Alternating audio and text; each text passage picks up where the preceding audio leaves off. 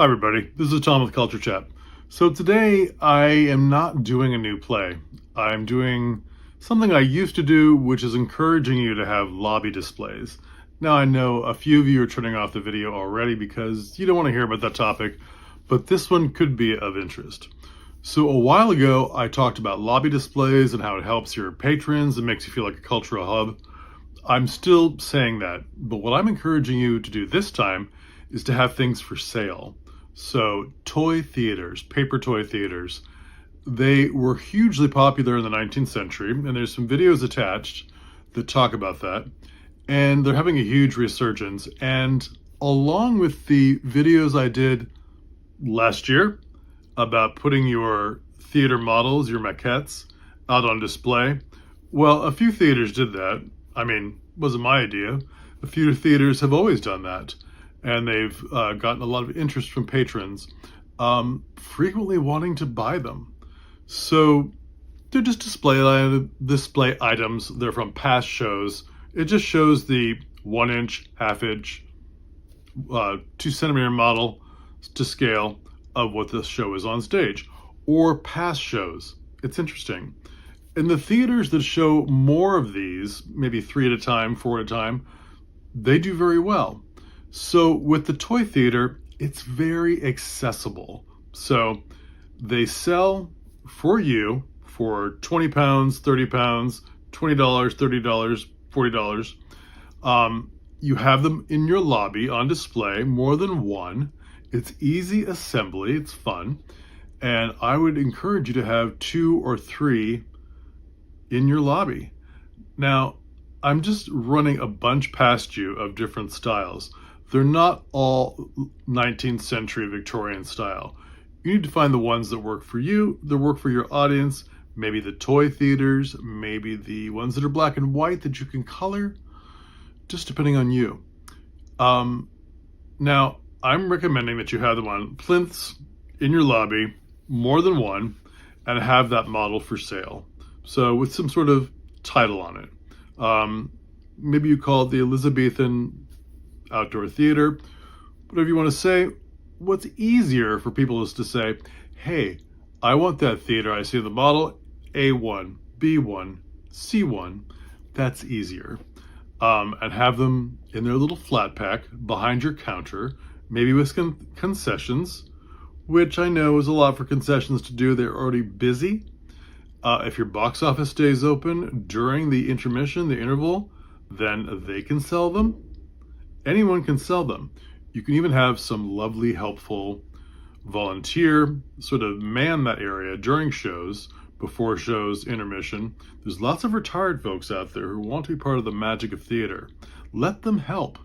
Let them talk about the theaters, show them how they work, make suggestions. These are toy theaters, but they're for collectors as well. You can put them on a shelf. You can have your kids play with them, that kind of thing.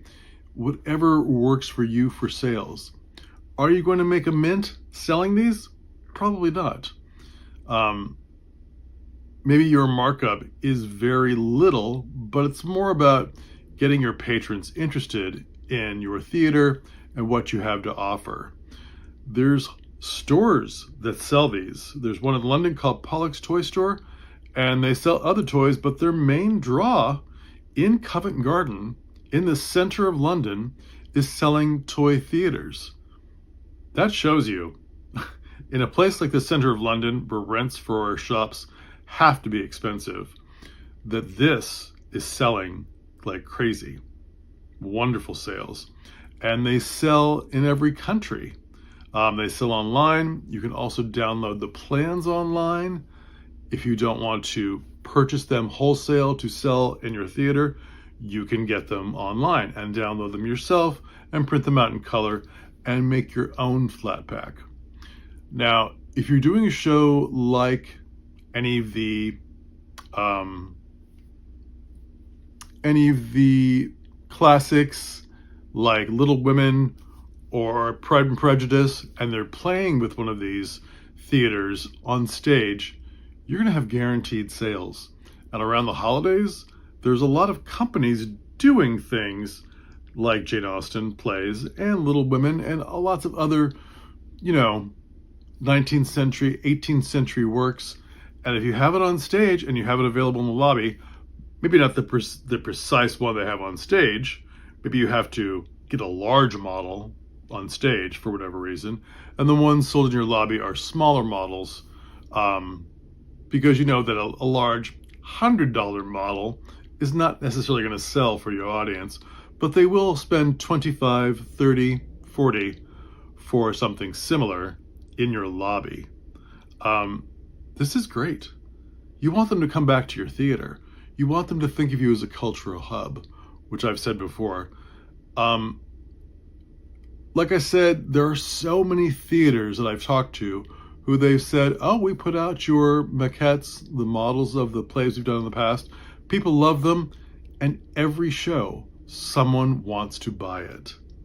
Someone wants to buy this remembrance of theater. They like this tactile version of a stage. They're going to like paper theaters. They were hugely popular in the 19th century.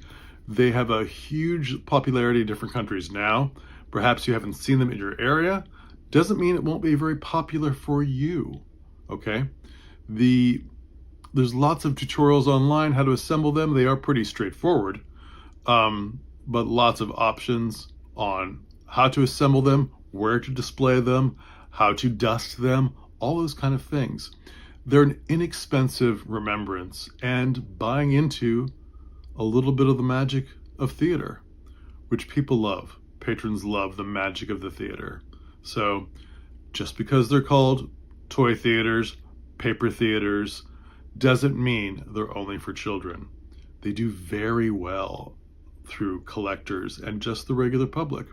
There's even a few festivals that are only paper toy theaters. They're big. See if this works for your company. I think it might. There's lots of information in the description. Again, you may think, why is he telling us this? I'm here just to hear about play recommendations or other things, or how to learn your lines and the apps to do so. Why is he telling us to put more stuff in our lobby?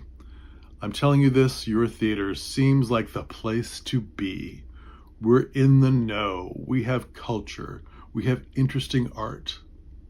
We've never seen this kind of thing before, maybe in your area. This could be something wonderful for you.